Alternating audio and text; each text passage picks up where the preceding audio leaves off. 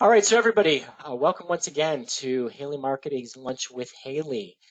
Today's topic, as you can see on screen, is Digital Marketing 2020 and what should you be doing right now? No surprise to anybody, we're living in a very different time. We're working in different ways, we're communicating in very different ways, and marketing and how people are handling themselves online is more important than ever, and in some regards has changed quite a bit from where it was just a little. No, it's a little bit ago, but it's now like 10 weeks ago. So let's kind of jump right into this, Brad. Yeah, first slide really says the tale. So Brad, we're both sitting here. You're in your house. I'm sitting here at the office. Things sure are different. I, what's it like, for you as our head of SEO and digital marketing? Well, it's interesting. It's been different, but I think using the digital tools and technology available, I actually feel closer to people. So this is a perfect example. This is the first webinar, Lunch with Haley webinar that we're doing with live video on it. And I feel more connected. And when you're on a typical webinar and you're just seeing a 2D screen, it's easy to kind of tune out or check email. But I feel like this is more personal. And I feel like, David, you and I are just having a conversation. And I'm having more and more valuable and strategic conversations with our clients, with staffing company owners. And just having that face to face, I think is really helping, and it's really pulling us all together. Yeah, that's a great way of looking at it. I agree that although I'm sort of Zoom called out, but at the same time feel closer to a lot of the people that I'm talking to than ever. And remember, now we're paying attention, so everyone has to be watching the presentation. All right, so we're going to talk about digital marketing, and Brad, just high level, a lot of people use the phrase digital marketing. We're going to go through some of our different definitions in just a minute, but just like when somebody says digital marketing to you, what does it mean? It's funny when I hear the word digital marketing, I immediately want to just strike out and cross out the word digital because it's marketing, right? And the way that we market has changed dramatically. Yes, we do a lot of our marketing on digital, but it still ties into overall message, our position, the goals and actions that we want people to take. So it's more than just pretty pictures. It's more than just using a specific social platform or technology. It's more encompassing, and digital crosses over into everything else that we do. And there's so many different tools, so many different channels, so many different ways to get our message in front of people that it really isn't digital marketing. It's just marketing, and maybe even bigger than that, it's just business. It's how things are done now. Yeah, and we're gonna that's a great segue, and by the way, guys, we didn't plan that, and I just asked Brad that question as a surprise for him. But your segue is perfect. It really is just business because it's about driving sales and recruiting primarily through digital content and communication, although we're going to see some examples even of where digital goes old school and ties the communication together in old ways, because one of those old ways is mail that nobody's doing right now. It's thinking about your sales team, your recruiters, and how do we use marketing, not just digital, but how do we use marketing to make them more productive? How do we integrate it into their daily process? And as you're thinking about, my clients are not at their offices, or if they are, they're not allowing visitors. So my days of face-to-face selling, relationship building are temporarily done, maybe in some cases permanently done, as some clients are just going to say, we just don't want guests at all.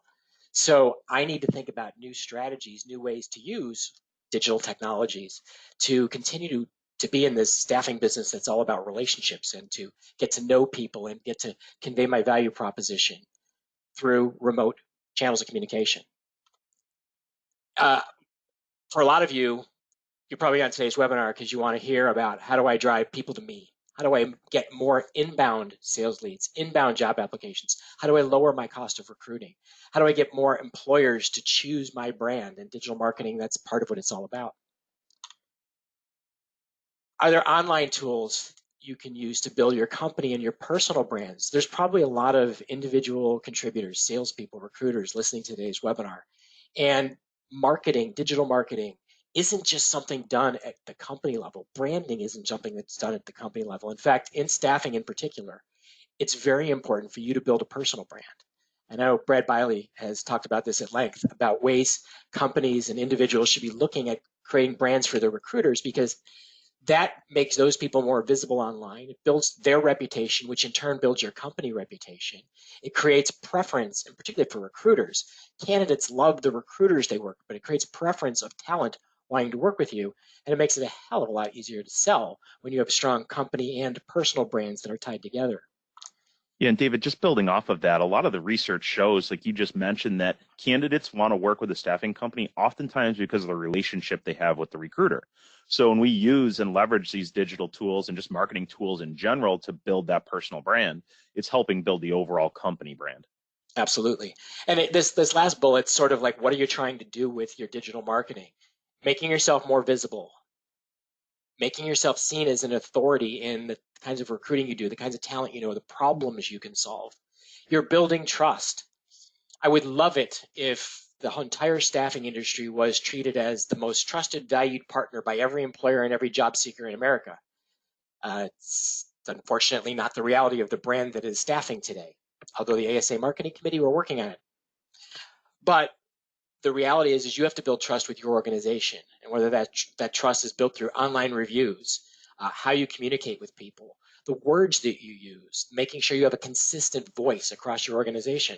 You're building trust so that people feel comfortable inquiring about your services, feel comfortable sending you their resume, feel comfortable trusting you with their most valuable decisions, hiring and finding a job.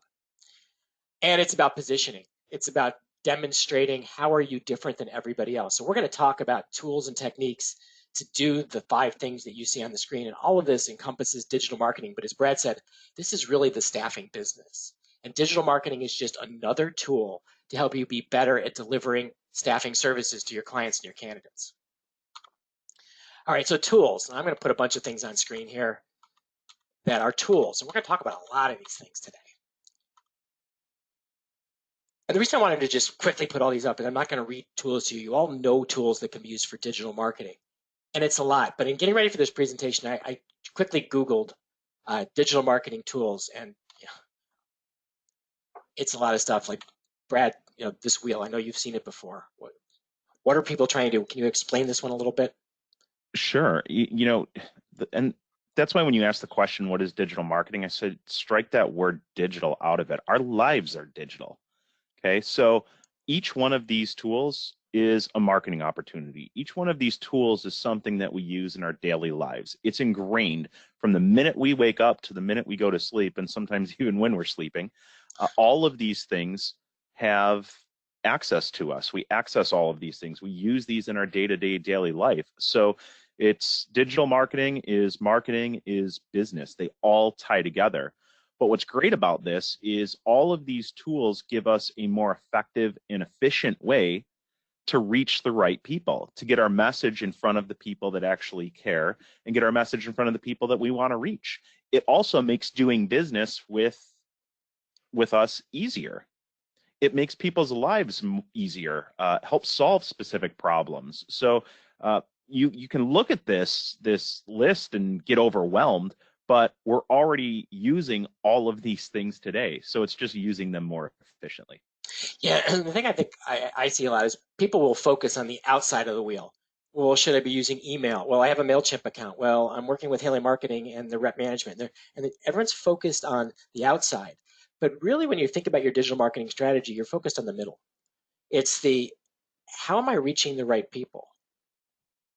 How do I get them to engage with me wherever they find my information? How do I attract them? How do I get them to take some sort of an action? We talk all about, we're going to talk in a minute about websites, calls to action.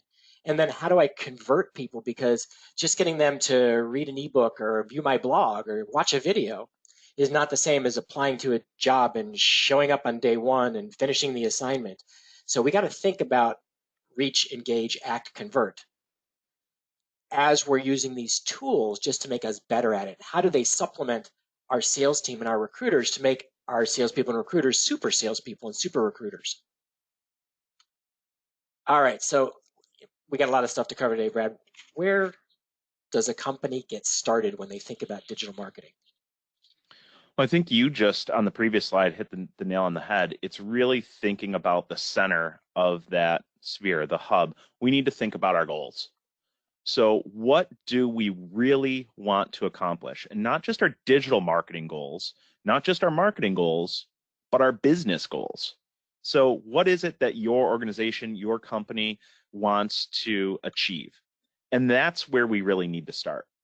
When a client comes to us and talks about digital marketing and yeah, you know what, I know I need to do digital marketing, I know I need to do social, I know I need to do SEO, whatever it is, I always ask the follow-up question, well, hey, what's your goal? What do you want to get out of this?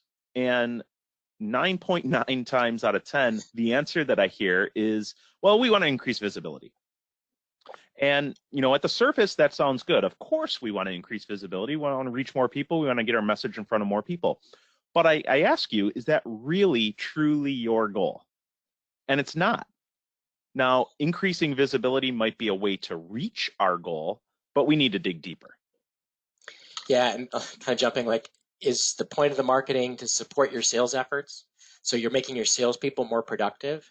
Is it actually to generate the sales leads so you don't have to worry about prospecting, that the leads are all coming to you? Is it recruiting? Or more likely for everybody, it's some combination of all the above. But then I'd like to get even more specific. You want to think about not just, hey, I want more sales. Hey, I want my salespeople to be more productive. We got to think about being much more specific, which of course leads to our next bullet. Yeah, we want to make sure that we define a SMART goal. So when you're developing marketing strategy, business strategy, digital strategy, let's align that around a SMART goal. And SMART is an acronym. It stands for specific. Okay, we want a goal that is extremely specific. It's not just increasing visibility, it's more specific than that. We want to make sure that it's measurable. We want to know that we're on track. We want to know if we're off track so that we can adjust. It needs to be attainable. So can we actually reach that goal? It needs to be relevant. Is the goal actually relevant to the business outcome that we want? And last, the T stands for time bound. We need to have some deadline, some time bound goal tied to each of our SMART goals. Because if it's just a pie in the sky idea and there's no time limit on that, we're not going to get there. So when you're thinking about your SMART goal, don't just tie it to visibility, tie it to a sales number, tie it to a number of clients or inbound leads you need to get, tie it to a specific revenue figure that you're going to achieve by June 30th. Make it extremely specific. Yeah, by the way, Brad, I was really happy that you looked down because I thought you're doing the whole SMART acronym without having to look at notes at all, and I was going to be really impressed. So I was looking down to make sure I didn't get any of them wrong. But SMART goals, one of the things that I encourage staffing companies to do is, like, let's say you want $1 million in new business. That's a great goal. I want $1 million in business by the end of this year. That's a SMART goal. But I'd say break it down even further. So, for example, how many new clients does that mean? How many new hours of temporary labor? How many placements do you have to make? And let's say your average gross margin is $10,000. Don't worry if it's more or less, but I'm just using this example. Well, if I've got a $10,000 average gross margin from one account, and I need $1 million in business, that means I need 100 new accounts.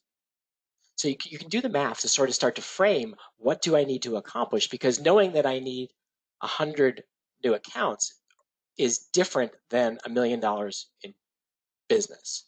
And you just want to be thinking about making the goals, those SMART goals, as easy for everybody in your organization to understand by breaking it down to things that they think about every day, whether it's number of clients, number of hours billed, number of temps on assignment, number of placements made. It's really basic, simple metrics that you can use to track your progress throughout the time frame of your goal.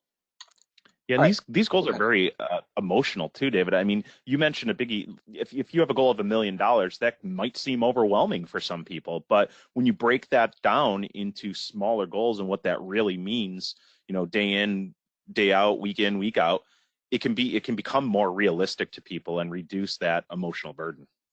So this last bullet under our goal setting is on, what does success look like? And Brad, I know we wrote forget vanity metrics, and it's something that sort of sets me off when I see them. But what are vanity metrics? So vanity metrics are those things that really aren't tied to SMART goals. They're maybe likes, total reach, impressions. So, you can get lured into that. And let's say you have a post that goes up on Facebook or Insta, and you see your reach is at, 1,000 people. You might feel good about that. but who cares if nobody engaged, interacted, or it didn't drive towards your business goal? So don't get lulled into a false sense of security just in vanity metrics and total likes, or total impressions. Let's look deeper than that. Let's look further down that funnel to make sure that what we're measuring and what success really looks like drives business value. Yeah, and over time, you may learn that like so many people who like or share a post converts into so many web visitors, and web visitors convert into outcomes. But start near the bottom of the funnel so you know the web visitors to the outcomes. It's sort of like if you're measuring sales in terms of just cold calls. So I could have a sales rep that makes 100 cold calls a day and has no meaningful conversations. I could have another rep that makes 5 calls a day and has 5 meaningful conversations and totally outperforms the first person. But what you're going to learn over time is there's averages. So I start near the bottom. What does a quality call convert? What does a quality website visitor convert? You start to learn then how do the vanity metrics really matter. But I see a lot of digital marketers, they focus on the vanity metrics because the vanity metrics are easier and they feel good. Wow, look at all the people who liked this. Look at how many people shared it. Look at all the emojis we got back after posting this. You can't take those to the bank. So let's start closer to the bank. People who are on your website taking actions. And speaking of which, let's segue now to talking about websites. All right, so we're going to kind of go back and forth on segments of digital marketing, and I'm going to start off. I'll take websites. So what we're looking for here is websites are sort of the foundation of digital marketing.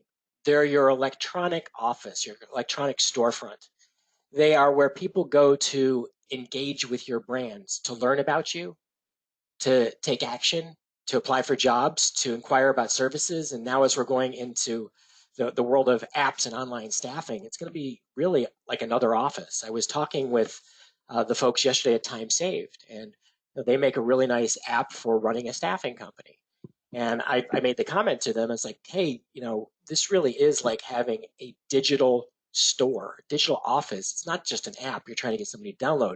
People would spend a lot of money to open a new recruiting center and get far less return on investment than opening a digital storefront.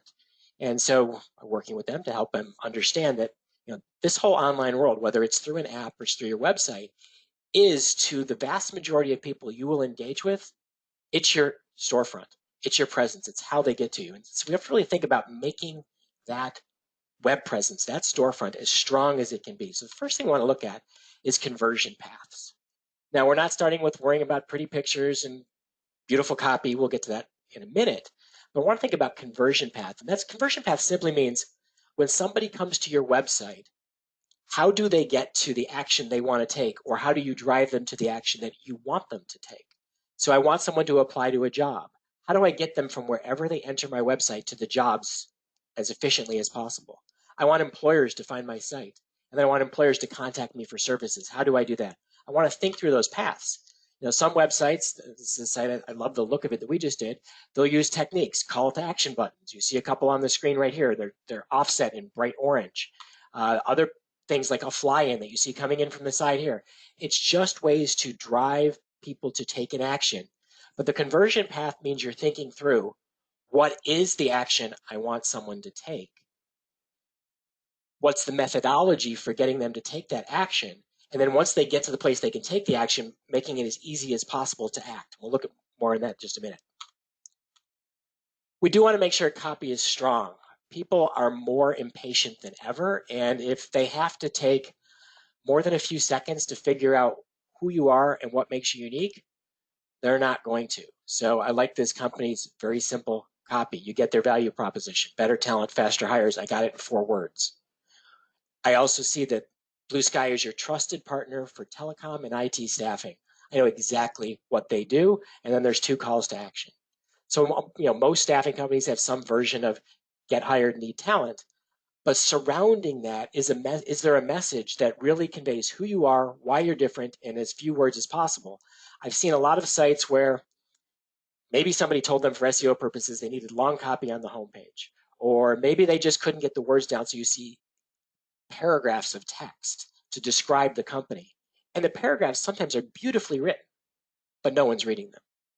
People are impatient, and particularly if they're on their phone, we're scrolling, bing, bing, bing, bing, bing. How fast can we go down the page? You have to catch their attention with as little copy as possible. And in this case, this is talking about the value proposition of Blue Sky Resource Solutions. You may also be talking about the problems you solve and using problems as strong copy because problems attract people's interest. So there's different strategies in copy, but the goal is to make it bold, concise, and drive action while clearly conveying who you are and what you do. Yeah, and David, just to build off that too, we want clear and concise copy because a lot of people are accessing the site on mobile too. They're not going to read a long paragraph. We need very specific, bulleted, headlined information that's easy to act on. Yeah, you made me think of one other thing is that a lot of people are also looking at multiple staffing companies, and we sort of think about that when they're on our site, they're only thinking about us, but they may be comparing you to somebody else, and we need to make sure that that copy also conveys that differentiation. It defines, who is our target customer, so the target customer is reading it and knows, oh, this copy was written for me. It defines your unique value, so they can see, oh, this is why I should use you and not another staffing or recruiting firm. All right, next up on the website right now, and this is needed in the short duration, is your COVID response. Do you have something on your website that tells people what to do, how to engage with you? Are you providing information to be a resource? So the advanced group here, you can see just an example of their COVID resource center and some of the featured content, kind of got a bit of it showing on screen, but they have a whole library of information they put up to help clients and candidates understand best practices for dealing with a crisis, managing a remote workforce, how to work with their staffing company in these times, wellness for individuals. Also related to that, which is shown on screen, is just any policy changes. Your office may be opening back up. How does it work? How do I interview? Do I interview remote? Do I come in? What about drug tests? What about I-9s? You want to make sure that you're taking away people's fears and concerns, and they're afraid to go on an interview. They're afraid to come see you. You want to take that away so that they know you've thought about them. You're thinking about how you're going to engage with your clients and your candidates. You're providing a safe environment for people, and that you're doing everything possible to protect your workers when they're on the job. And you're giving people a sense of confidence, trust in you, that you're a company that they should want to work with. Another thing to look at right now is more new services or offering new service or more self-service through your website. So, here's an example of, it's called a talent showcase. But right now, we're going to have people that won't go back to work. People that are getting paid more on unemployment than when they go back to work, or people because of childcare or illness can't be in the office, can't be in the plant. So the demand for last minute workers, the demand for fill-ins is probably going to be higher than it's been in a long time. Organizations may be running more shifts because they're trying to spread their workflow out over a longer period of time, so people aren't as close together. We're going to have to think about how to help employers staff for all that.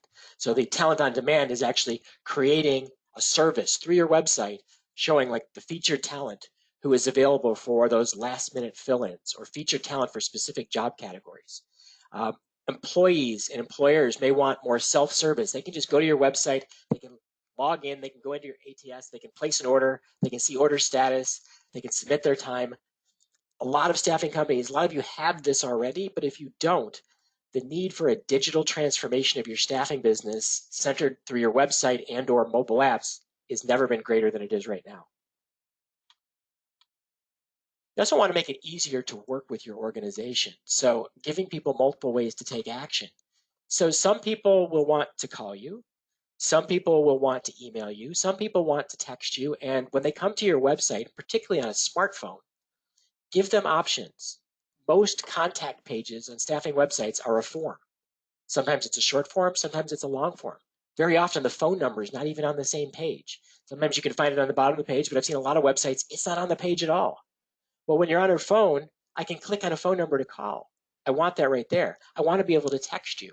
So you want different ways to communicate integrated into your site so that someone who's ready to take action, to respond, can take action the way they want to engage with your staffing company. The easier it is for them, the more response you get. All right, and I think we're on the last one on this section, which is SEO. And Brad, I'm going to put that one on hold because I know you're going to do a whole section on SEO. But before we do that, let's jump over and talk social media. Perfect. Thanks so much, David.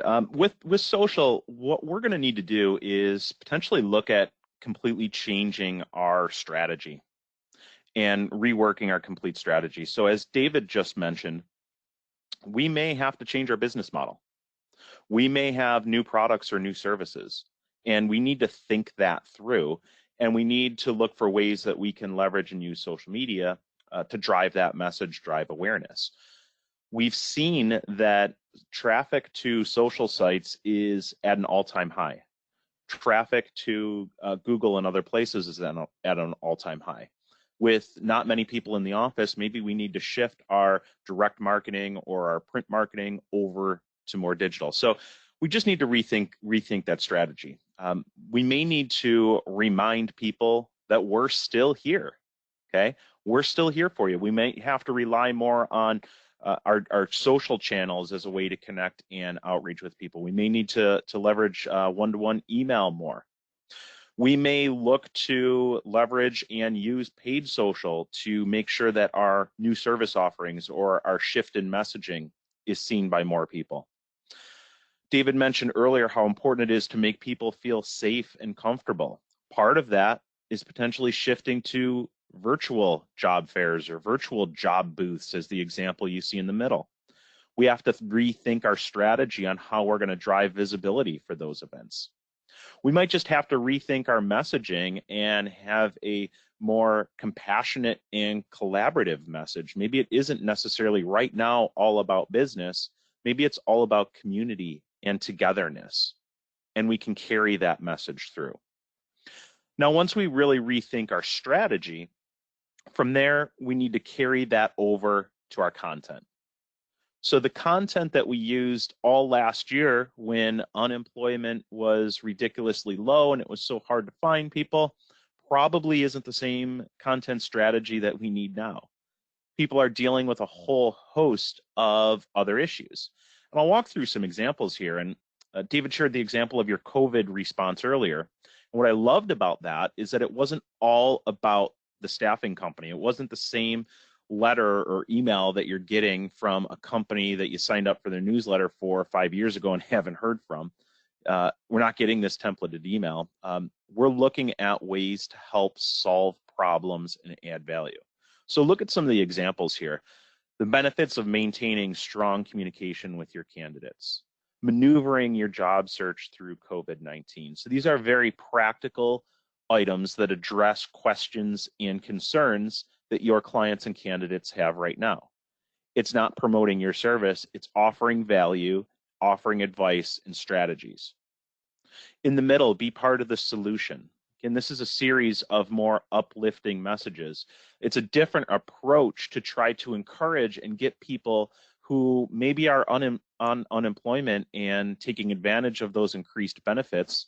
It's trying to create that emotional appeal to get them to jump off the couch and tackle a new opportunity that's going to make a difference in the community. So we can think through some of our content and our messaging that way. People are spending more time at home. There's not as much to do. So I love the content in the middle. Favorite Netflix shows.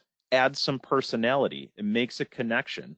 It gives you something to talk about with your client or candidate on a more personal level, something that they're going through. And then the example on the bottom right is very similar. So a lot of people have kids at home. They don't know what to do. They don't know how to entertain them. This is a great example of a staffing company thinking about a problem that people are facing, not in business, but at home right now, and building that more personal connection. We can start to build those personal connections. If we can start to inject more value into the content that we're putting out there, we're going to get more visibility, we're going to get more engagement, we're going to get more people back to our website, and more people funneling down to our ultimate goal of driving applications and driving sales. Now, the next thing that we need to do is make sure that we are providing that clear and authentic communication. People want to feel safe, people want to feel informed, and we need to inform them in multiple different channels about procedural changes, making sure that they know what to do when they show up on site, either to your office or a client. They need to make sure to know what's happening moving forward, whether they're going to have a job back. So we need to be clear and authentic in this communication. And we need to use multiple channels. We need to use Facebook, LinkedIn, Twitter, Instagram. We need to use email. We need to use personal one-to-one outreach, text, SMS. Look at all of the different tools available at your disposal and make sure you use those and have a strong, cohesive, and clear communication plan. Next, we want to deepen and broaden our networks. I mentioned earlier that we've seen usage of social and search go through the roof. It's never been higher. This is the perfect opportunity to deepen your network. So double down on your LinkedIn connections. Double down on your engagement in different groups. Take a look at Facebook groups out there, and that's an amazing tool to get in front of an audience that may not know who you are yet. Be a listener, be an advocate, be helpful, be a source of information, and start building those networks.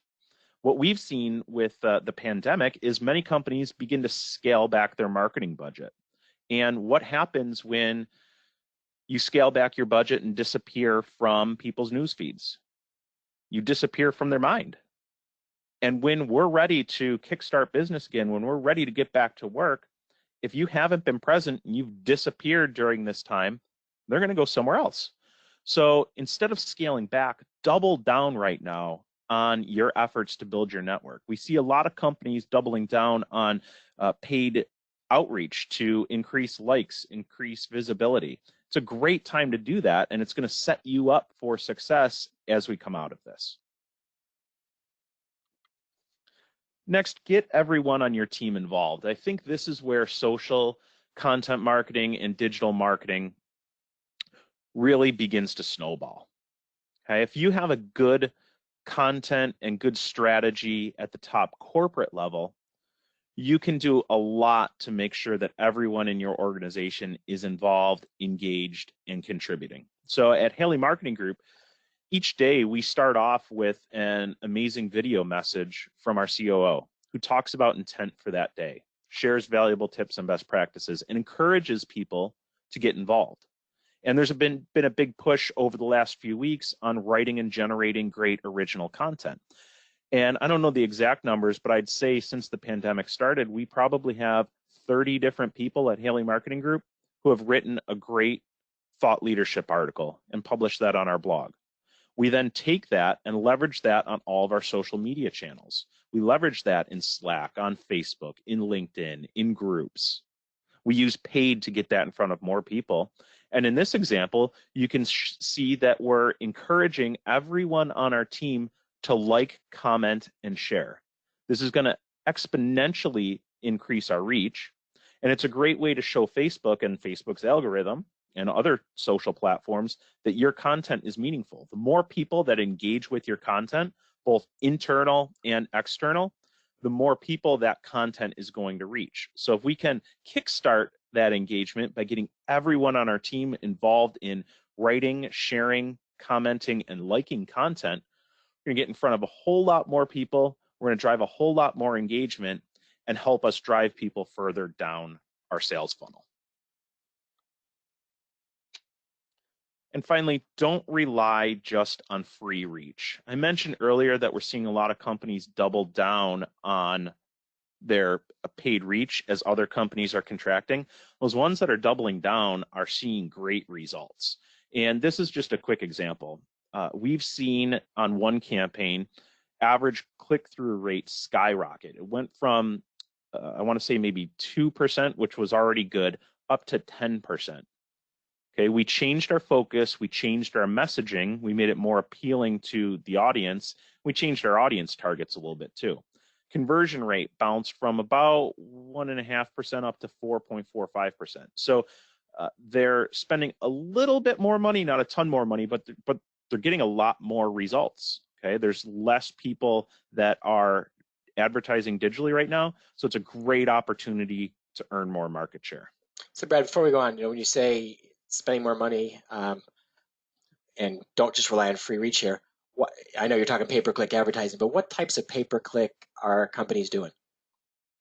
Yeah, so there's a bunch. I know we have a slide later in the presentation that's going to get into this a little bit more, but we're looking at paid and sponsored content on Facebook.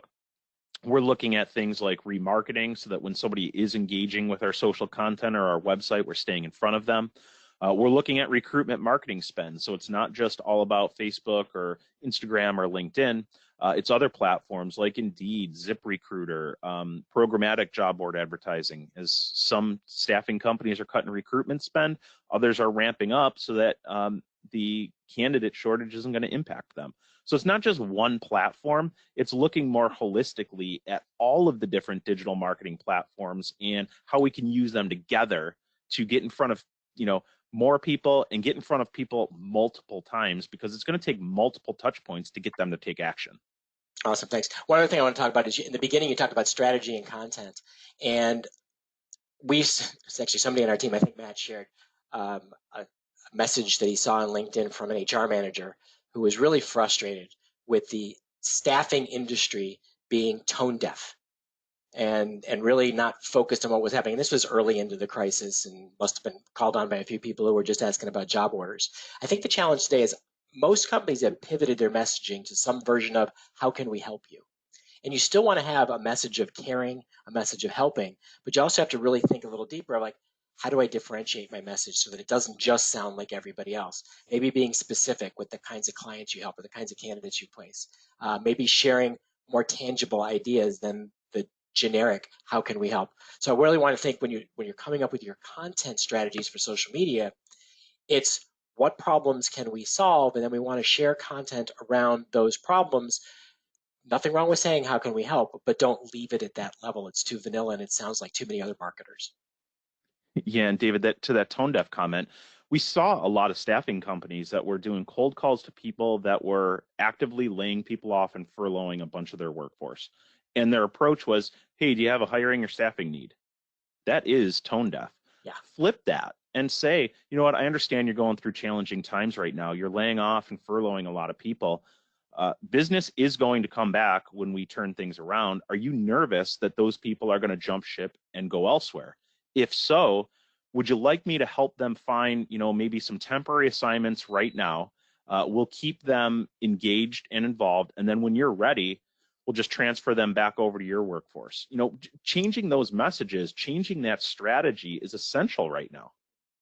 Absolutely. All right. Well, let's talk about that paid advertising some more. Move on to PPC and SEO. Perfect. So search engine optimization, pay-per-click marketing, amazing tools to help you get in front of people that are specifically looking for the services you offer or the solutions that you provide. So I believe we're going to start with SEO here.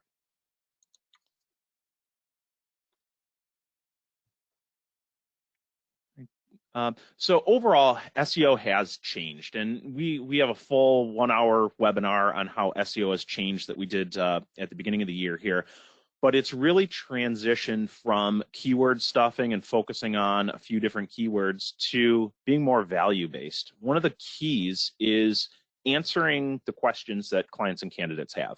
So as you're out in the field getting questions, comments from candidates, clients, as you're seeing what's happening in the market right now, as COVID-19 has changed things, our SEO and content strategy needs to change too. If you can focus on answering those questions that people are asking, and I love Q&A format content, and so do search engines, you're gonna drive more traffic. You're gonna get traffic from people that are specifically looking for an answer to their question. They're gonna be engaged. That's gonna be the exact right target audience you're looking to attract. So there's a ton of value in doing that. Next, more than ever, SEO is about content, and it's a variety of different content. It's written content. It's that Q&A content like we just mentioned. It's video content. So it's thinking through how we can present multimedia content into our strategy.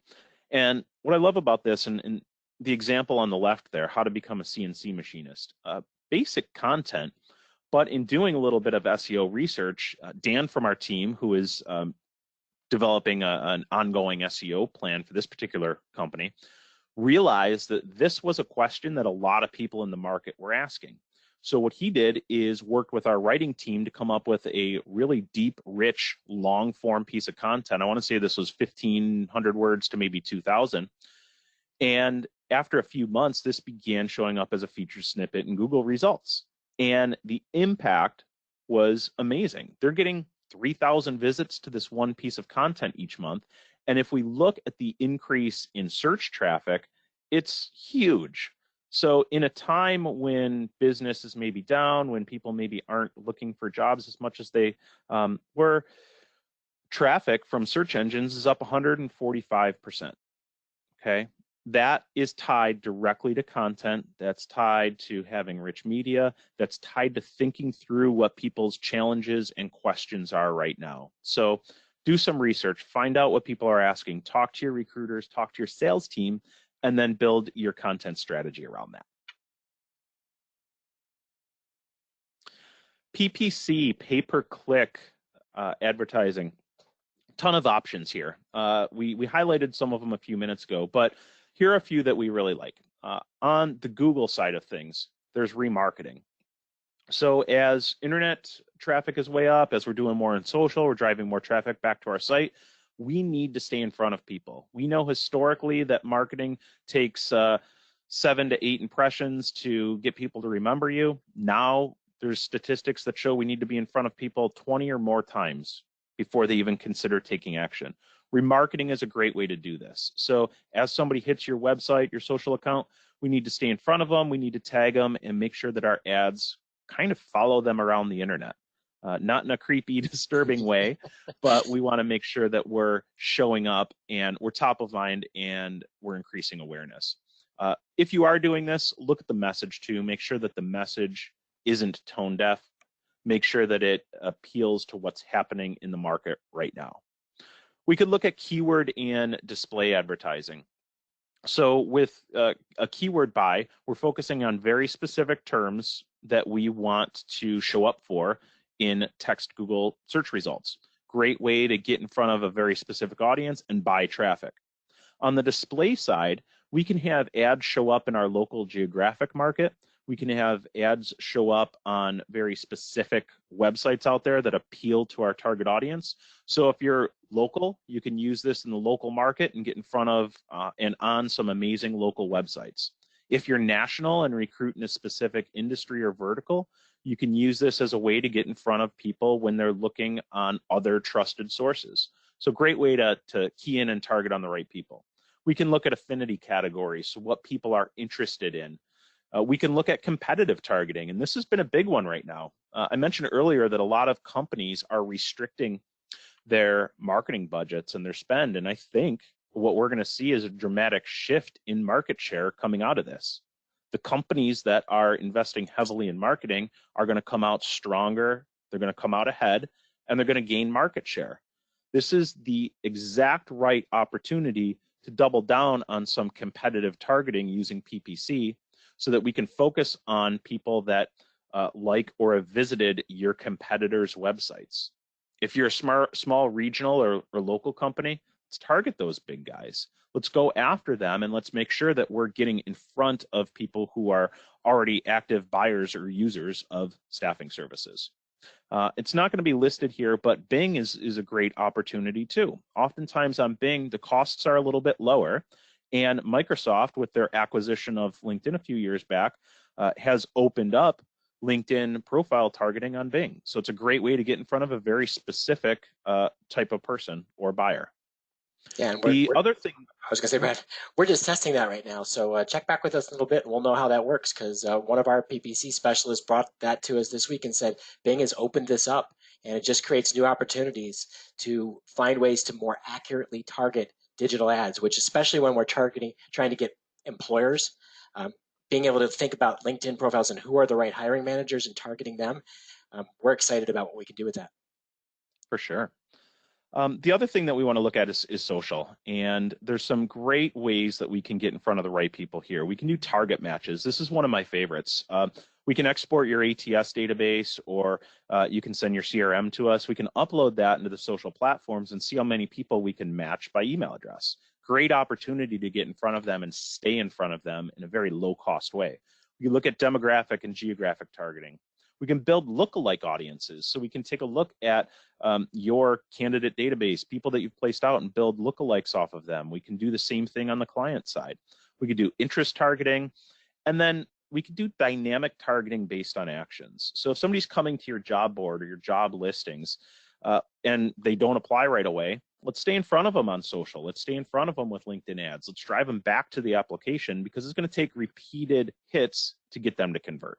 So right now, I see huge opportunities for us to leverage pay-per-click marketing, both in search and in social, as a way to drive towards our ultimate business goal. Yeah, and it's something I think a lot of the staffing industry has started to embrace, and it started with like, I'll click the boost button in Facebook, but that doesn't do it.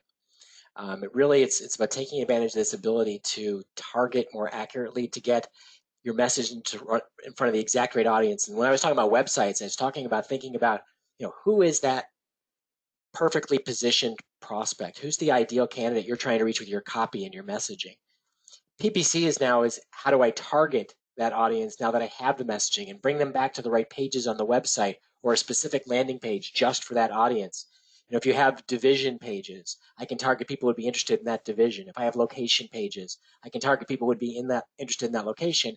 And you're tying together one place of reaching people with the place they can take action. And really good digital marketing, that's what you're thinking through. That's part of that conversion funnel. It's how do I get people from point A to point B to point C where they actually do something.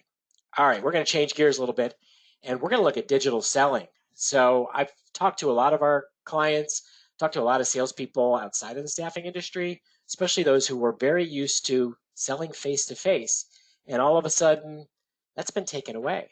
And so now we got to learn new ways to sell, new tools to use to be more effective. So let's talk about first your toolbox. So most of us, when it came to digital marketing just like 3 months ago, digital selling, I should say, it really consisted of, well, I can email prospects, I can connect with them and message them on LinkedIn, or maybe I have Sales Navigator or LinkedIn Recruiter and I can use InMails to reach out to people. I can pick up the phone. That was for most salespeople, that was their digital toolbox. Now it's so much bigger and you need to think broader. Sure, email is still going to be number one in your toolbox, but how about video email where you can send one-to-one email messages? We've been experimenting with this for our own sales process, an incredibly effective way to add a little personality to your initial outreach, or to answer questions in a way that's more human and in more depth than typing up a written response is to send an email back. Then there's mass video, creating videos and sharing them with a group. I know you guys listening today may know that we merged with a company called Mamu Media back in February. And Rob from the Mamu team, just yesterday, we were supposed to be at the beginning of Tuesday, we were supposed to be at the beginning of a conference for the affiliated staffing group. And so we were really looking forward to a good barbecue in Kansas City, but that's taken away. And so what Rob did is he recorded a video using our video email service, sent himself a copy of the email, and then sent that video out to all of the AS Group member companies that he was hoping to see, which I think was all of them. Usually that conference is a lot of fun. It's a very social as well as professional learning environment. But Rob was able to do that to just connect with people that were going to miss because conferences were taken away. But to put it back to, there's at least some one-way face-to-face going on. I know another person on our sales team, Paula, she sent out a video email to an individual who responded back with video questions. It was awesome. They had this video dialogue going and they didn't have to try to go, well, when is your calendar free, or send me a Calendly. They sent video back and forth and they answered questions. It was really cool. Of course, LinkedIn is going to still be big, but also, just like Brad mentioned earlier, Facebook groups, LinkedIn groups. Where are the people who have common interests that I can start to network with? LinkedIn changed some of the rules in groups recently, so now you can directly connect with people who are members of groups. They had taken that away for a time. Obviously, Facebook groups are great places to find audiences who are interested in a specific topic. It could be for recruiting, could be on the client side, but go look for those groups and become part of the conversation, because I think Brad said it once or twice already. Digital selling now is about community building. How do I find my community and get engaged with that community? Some of you may have joined our community, which we'll show you at the end, our Slack community called Staffing Works. We didn't set that up as a sales channel for Haley Marketing. We set that up to create a community to help the industry deal with the challenges of COVID-19 and to provide a place that people can come together, ask questions, get answers, share cool articles that they've read, just support one another. And of course, Zoom, WebEx, and all the video meeting tools, we have to get really good at having conversations remotely. And for salespeople that are used to face, how do you read the nuances of the conversation, the body language when I'm only seeing you, from the mid torso up? How do I read the conversation? We have to train our salespeople to do that. So our digital toolbox has greatly changed. You can also consider things to add to the toolbox like marketing automation, adding a sequence of follow-up based on somebody hitting a web page or based on past conference attendees, or you may be having in your industry some digital conferences. So I may want automation sequences to follow up. Then there's texting. If people, you have their cell phone and permission to text, you don't want to send unsolicited text. That's really intrusive. But permission to text, that's a great way. I'm sure a lot of you are already using this with candidates, but some of you may be using it with clients. I know Brad's got some of the clients he's got great relationships with, and they don't hesitate to send them a text because they know they're going to have a personal conversation. Your clients will value that from you as well. Chat, if it's on your website, as a way to engage people with either a live chat that your team is facilitating or an AI-based or automated scripted chat that helps engage visitors to your website to funnel them to your sales team. And lastly, I've got direct mail, which you wouldn't think of as digital selling, but I'm calling to you. The background you see is my home. This is my office. And there's nobody in the office, so it's very quiet. Also got lots of internet, so it's a great place to work from. But what's not happening is there's no mail arriving, like literally almost nothing. There's a couple of bills and nothing else. Nobody who wants to sell me anything is sending me mail right now. If you want to stand out in selling to your clients, add some mail to the mix because a lot of them will be getting mails. If you're dealing with small business owners, a lot of them go into the office. If you're dealing with bigger companies, they're coming back to work. Some point it's getting the mail. So add that to your mix because it is a way to improve your digital selling. And then help some strategies. Like number one is help your salespeople to be more productive. If you've got salespeople that have never sold remotely, like if you're a recruiter and you've always sold remotely, this isn't new to you. But if you're a salesperson that got in your car and you went cold call canvassing, this is all new and you've been doing it for 8 or 10 weeks now. So we want to make salespeople more productive by integrating direct marketing, a sequence of activities into the sales process. That activities are designed to capture the buyer's attention, create interest in problems you can solve, position your company as a specialist at solving those problems, basically tee it up for the sales rep. You want to improve email outreach. Salespeople typically have not been trained how to write really good emails to do that cold outreach, how to do a cold invitation to connect on LinkedIn. Like I'm seeing some good ones. I shared one that I got from a recruiter that I thought the beginning was very intriguing. But then when you read on, it was all run-on sentences, grammar mistakes. Like there's no way in the world I would have trusted this recruiter to do anything because he couldn't even write a competent form intro letter to me. LinkedIn connection requests. A lot of people will send just I'd like to connect with you on LinkedIn, and that works for a fairly high percentage of the time. But it's better if you can customize those connection requests. But what's more important is the next LinkedIn outreach, the follow-up message. What do you say? Too many salespeople are so focused and I want to sell staffing or recruiting that the next thing they send goes right back to a sales pitch. And go back to Brad's thinking about messaging in social media. You have to think about the messaging. What's the right message to begin to warm the relationship? I'm starting to sell that person on a conversation, not on staffing. I'm not selling buy from my company. I'm selling them on me. I'm building my brand as the salesperson, as the recruiter. Maybe I'll share content in that follow-up. Maybe I'll share an idea. Maybe I'll provide a link to a resource that has nothing to do with staffing, just to demonstrate that I'm interested in that business. Maybe I'll share something I found on their website that I can share a resource to be helpful with. But the idea is your follow-up to that initial connection makes or breaks where the relationship goes. Create better offers. Why should someone work with you now? Why should they go to your website? Do you have great free content you're offering? Maybe you're putting on a webinar, you're inviting someone to attend. Maybe you've got a bundle of services and you're offering a discount. So there may be a variety of offers you can create, but offers are reasons to take action. And the typical reason that has been the reason for the last decade of you have job orders to fill that you probably can't find the right people for, that reason has disappeared. So we need new reasons for people to talk to us. I was talking with a client. I said, the value of recruiting now is there's a lot of people in the market. So if finding a good candidate was like finding a needle in a haystack 3 months ago, well, now it's like finding a needle in 100 haystacks because there's so many people in the talent pool. And to find the A player is not easier because more people are unemployed. To many extent, it's even harder. And then once you have those offers, you have to integrate it into your email, your website, your social media, stronger, easier calls to action, getting people to the place in your website. Every blog post should have a good call to action at the end of it. So you're making it easier to direct people to the outcome that you want to have.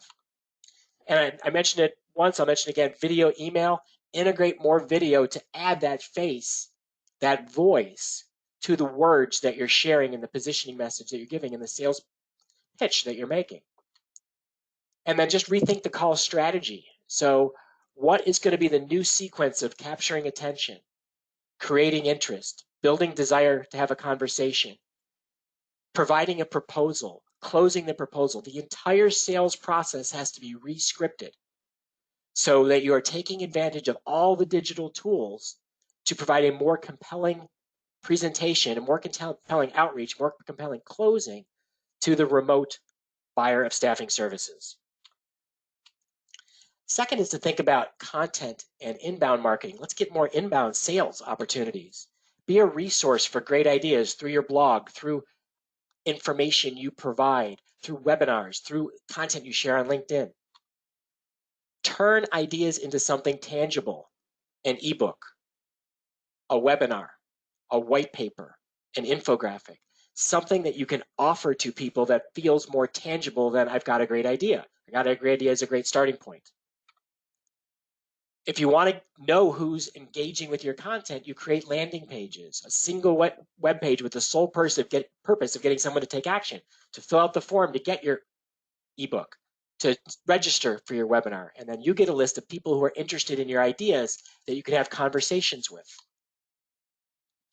And then when you have these content resources, these landing pages, and these tangible versions of great ideas, then you promote them with all the digital tools we've talked about so far in today's webinar.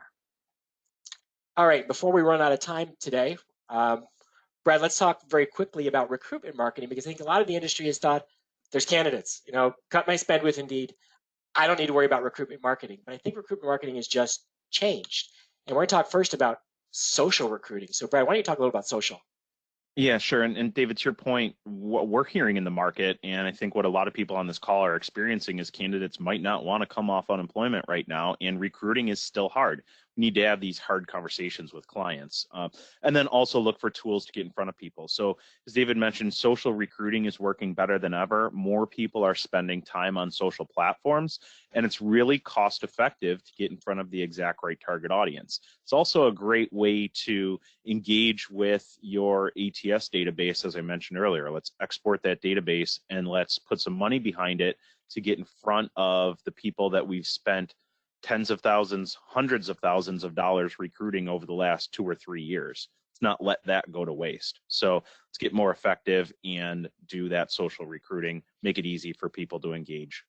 Yeah, if we run the example here is healthcare recruiting. I've talked to some companies that are getting more nurses from Facebook than they ever got from other channels. And even though there's high demand, particularly for respiratory nurses, they're getting great response because people, when they're not working, are spending time on social media. The next thing to think about is optimizing your career site to improve conversion, which we talked about on websites earlier, but really the job board feature of your website.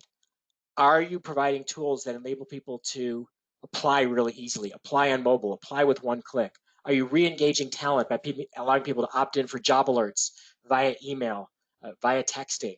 So you just want to make sure that the career site itself, that last mile from your website to application, is as efficient as possible. And if you're still using an ATS application form that's clunky, long, asks for a social security number up front, that's going to really impede getting a response. And you want your career site to maximize the number of people who are applying and to get people to come back and reapply. How about employment branding? Let's talk a little bit about that one. So right now, unfortunately, with the staffing industry, our brand's going to probably take a hit because there's a lot of people we don't have jobs for and they're not going to like it.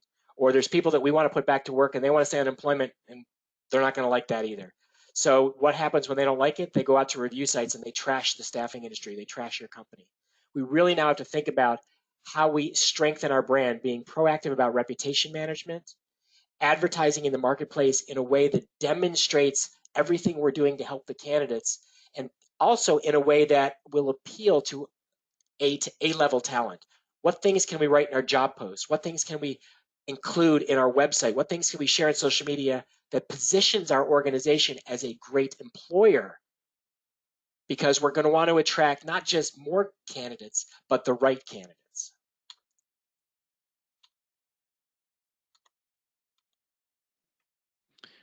Yeah, and David, you mentioned it. Right now, the industry as a whole could take a hit from people that don't want to go back to work or that got laid off. So we do need to be proactive about that reputation management and make sure that people aren't going out and leaving negative reviews. So let's get active. Let's survey them. Let's use NPS methodology to see how we're performing. Let's not just disappear and hope that our reputation doesn't take a hit. Let's get proactive about it. How we respond and communicate right now during a crisis is very telling to clients and candidates. So let's do everything we can to be proactive about our reputation. Yeah, the pictures you put up there are just about all the places you can think about reputation, whether it's just asking people to do that NPS and tracking those reviews. And you see the example of the company on screen that has 1,019 first-party reviews, 4.9 stars on their website. That's their executive recruiting firm that has that level of positive feedback. Google reviews, really essential. They help with SEO, but that's the first thing people are going to see when they look at your company is Google's going to put up, here's your reviews. And if you're not at least 3 stars or higher, and ideally mid-3s to mid-4s, then you need to proactively work on that. And of course, if you participate in Clearly Rated's Best of Staffing and you've won awards, or you're a fast-growing company, you've won awards from Inc. magazine or your local Chamber of Commerce or the local business newspaper, celebrate those things on your website too to position your organization as an employer of choice. All right, Brad, I knew what would happen if you had both of us on the line as we talk too much. But we are at the end. We will stay on the line for questions, but as we do want to see how else we can help you and some specifics, because I said before, you can't just say, how can we help? You need to be specific about it. So if you're interested in lots more ideas to help get through the current challenging situations to drive sales growth, we put up a web page, our landing page, for COVID recovery resources. So you can see the URL. It's haleymarketing.com/COVID-recovery. We've got 3 recorded webinars on the site. We've got 2 really, really strong long format articles where we summarize best practice advice from a lot of other organizations and even some of our own advice from the last 20 years, our best practices for dealing with recessions. There are ebooks to download to help you work through sales and recruiting plans. And there are some promotional information because to help companies get through these times, we created some new low-cost programs and some discount programs that you'll find at the end of that webpage. Also, I mentioned it earlier, but we have this Slack group, Staffing Works. It's completely free. It's a place to go discuss ideas.